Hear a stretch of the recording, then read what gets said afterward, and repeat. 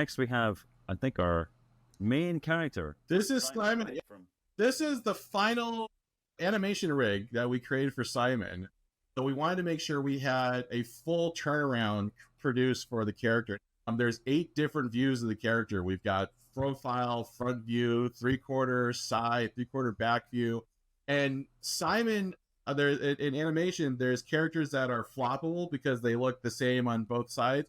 Simon was not. He's got that little floof of hair that goes off one side. So gosh darn it, we couldn't just flop Simon when we needed to. And plus he's got that logo when he's at the cafe, and that's always pointing one way. So we had to make sure that those are all details that you learn to have an eye for. Wonderful.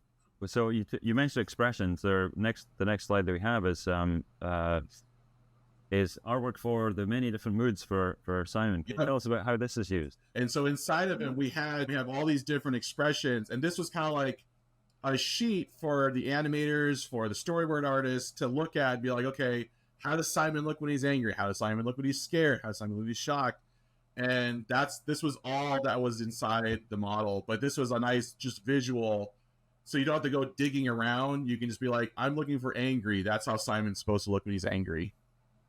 It must be key as collaborators to have something to hand off as a reference. It mostly what we were trying to do was if we were handing you work, we were trying to give you as much resources as we could to make your job easier. So, I mean, it seems like you organize it really well. This next slide is about the color systems for different characters, which I guess also has to be communicated. Would you like to tell us about this? Yes. So these are the original designs that our friend Johnny did. And we, based off these designs, we just went through and we got all the hex codes. So, and this was done just so that makes sure that every scene, all the colors are the same.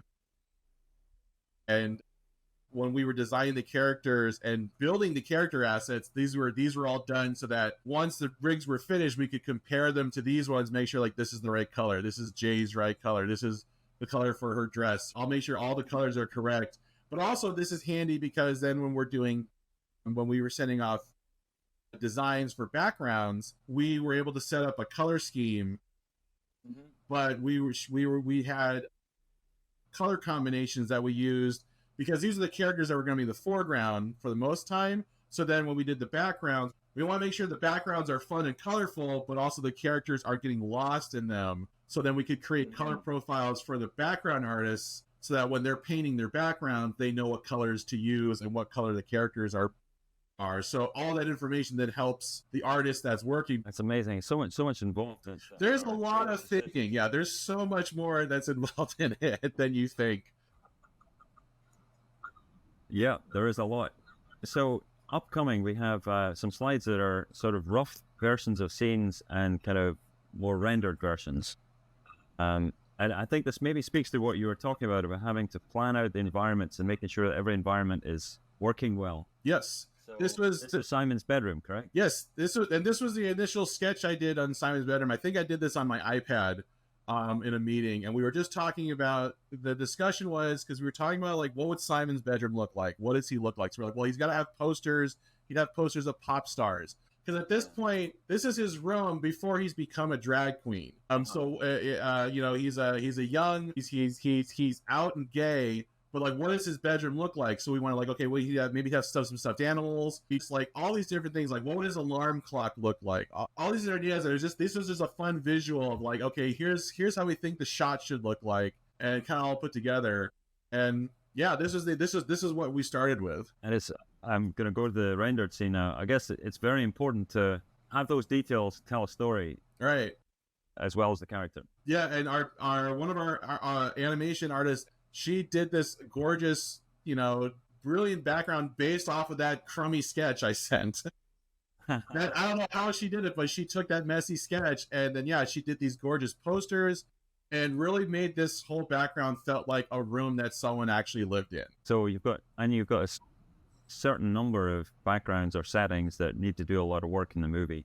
Oh yes. This next one is you mentioned it before, is the club where a lot of the action takes place, I guess. Yes, Like this is unicorn. this was the pink unicorn. And yeah, another sketch that I did, and this was like you can kind of see some of the theater kind of inspiration. I was trying to think of like, okay, how would someone take a ticket stand from a theater like marquee and turn it into a coffee shop? So I'm not an architect, but I had to kind of think like an architect, like how would this building actually look, and then try to set up inside a city.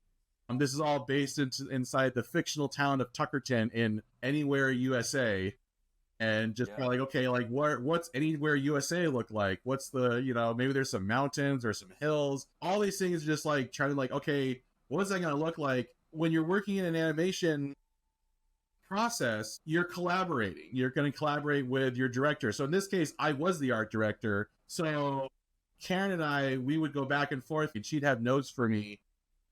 But all that time, I'm just like, I think this is going to work. Show it to someone, they'll say, like, that doesn't work. Okay, I go back and change it until eventually, like, hey, I think this works. Then you send it off to the next stage, which is then the artist. An artist who's better than me does a much better job of polishing it up. Well, we'll go to the polished version just so the folks can see it. Yeah, and that's, again, Lydia did an amazing job on this. It's interesting that you need to have like enough confidence in your vision, but also courage enough to be collaborative and take advantage of the skills of somebody else, or empower them.